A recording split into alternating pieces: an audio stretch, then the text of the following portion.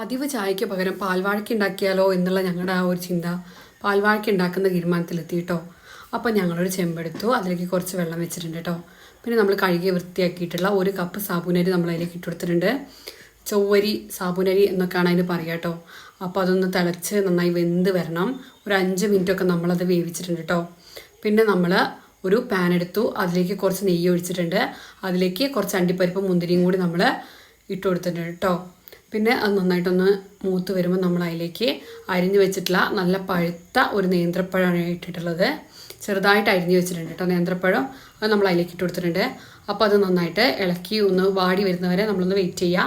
അതൊന്ന് വാടി വന്നതിന് ശേഷം നമ്മൾ ആ വേവിച്ച് വെച്ചിട്ടുള്ള സാബൂനരി അതിലേക്ക് ഒഴിച്ച് കൊടുക്കുക കേട്ടോ.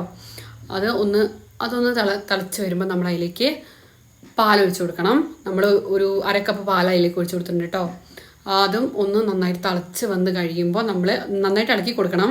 പിന്നെ അതൊന്ന് തിളച്ച് വരുമ്പോൾ നമ്മൾ അതിലേക്ക് ഒരു പിഞ്ച് ഉപ്പ് നമ്മൾ അതിലേക്ക് ചേർത്ത് കൊടുത്തിട്ടുണ്ട് കേട്ടോ.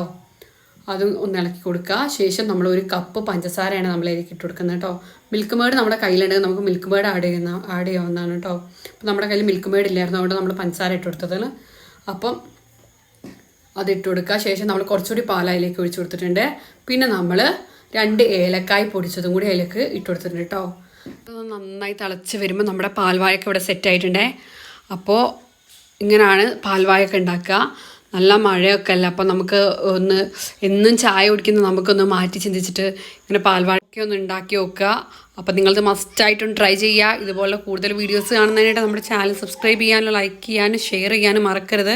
പിന്നെ നമ്മുടെ ബെല്ലൈക്കണും കൂടി പ്രസ് ചെയ്ത് കൊടുത്തിട്ടുണ്ടെങ്കിൽ അതിൽ ഓൾ എന്നുള്ള ഓപ്ഷൻ ഞെക്കിയിട്ട് നമ്മളിടുന്ന എല്ലാ വീഡിയോസിൻ്റെ നോട്ടിഫിക്കേഷൻ നിങ്ങൾക്ക് ലഭിക്കുന്നതാണ്.